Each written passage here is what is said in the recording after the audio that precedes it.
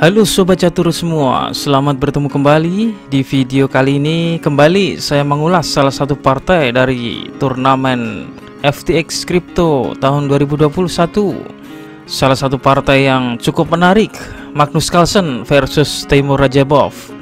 Di partai kali ini Carlsen secara mengesankan mampu menampilkan strategi yang cukup jenius. Oke, tanpa berlama-lama langsung saja kita ikuti partainya. Bermain sebagai putih, Magnus Carlsen memulai permainan dengan E4, Radjabov B6, D4, gajah B7, gajah D3, dan E6. Membuka lajur pengembangan gajah. Carlsen mengembangkan kudanya dan dibalas Radjabov D6. Carlsen rokade pendek. Setelah itu Radjabov mengembangkan kudanya ke D7. A4 memulai aksi di sayap menteri. A6, Carlsen menempatkan bentengnya ke tengah. Radjabov kuda G ke F6, kuda B ke D2.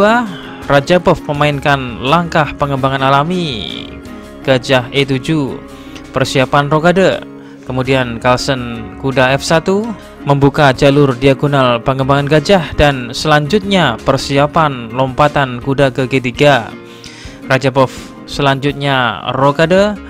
Dan benar saja, kuda putih ini kemudian melompat ke G3. Penguasaan putih akan pusat memang sangat dominan di sini.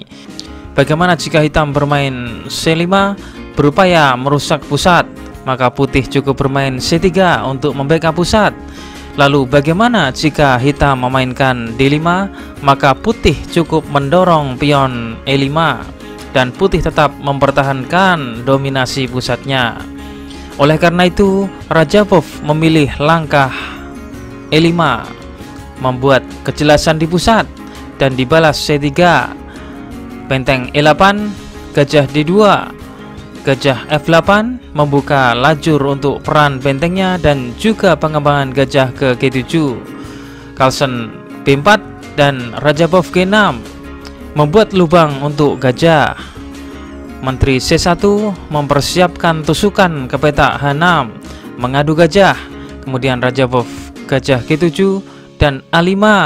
Kembali Carlsen mendorong pion A-nya, dan Radjabov merespon dengan B5 sehingga membuat sayap raja menjadi macet.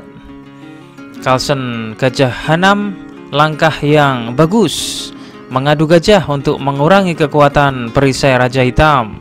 Tapi lagi-lagi Radjabov menolak pertukaran. Carlsen mendorong pionnya maju. Langkah ini membuat gajah hitam menjadi mati, dan hitam bermain C5, H3, C4, menyerang gajah, dan gajah mundur. Kuda F8, menteri D2. Merasa gajahnya pasif, Radjabov memindahkan gajahnya ke diagonal yang berbeda.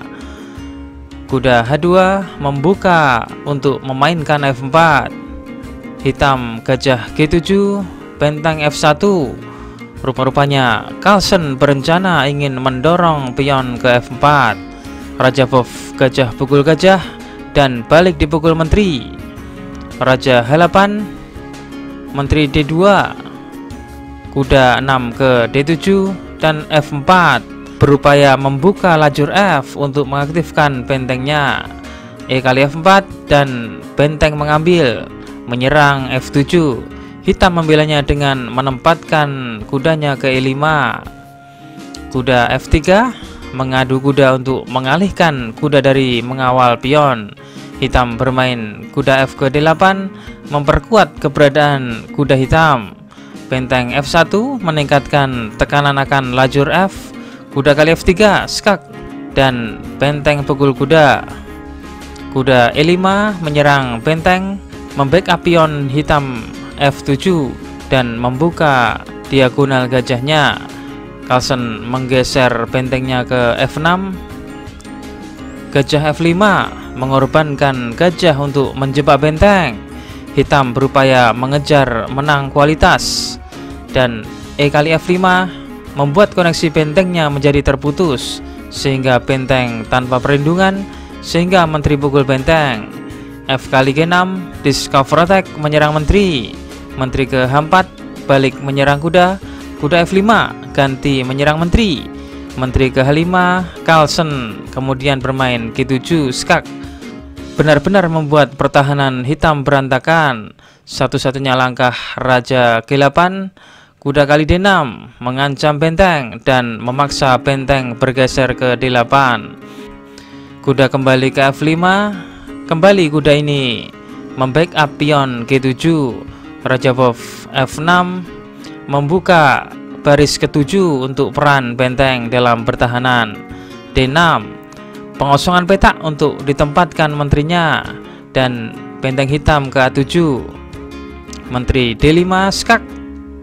Raja tidak dapat bergerak dan hitam harus menutup dengan salah satu perwiranya.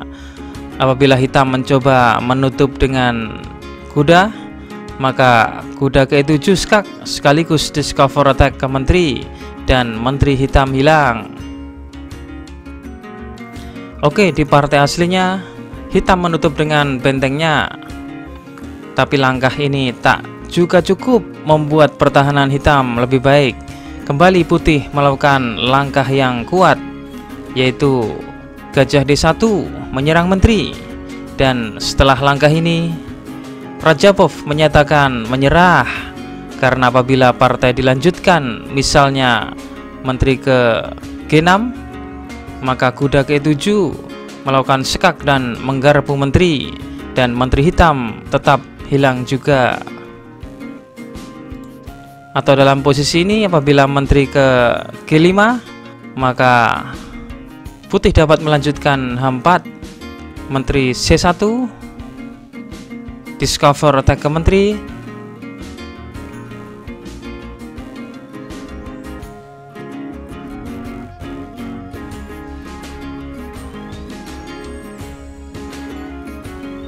dan Raja Hitam skakmat.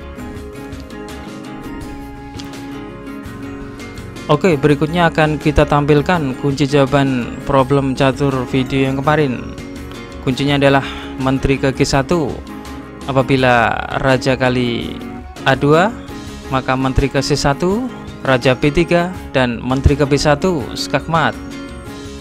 Atau apabila Raja ke C2, maka menteri ke E1, Raja B2, dan menteri ke B1 skakmat.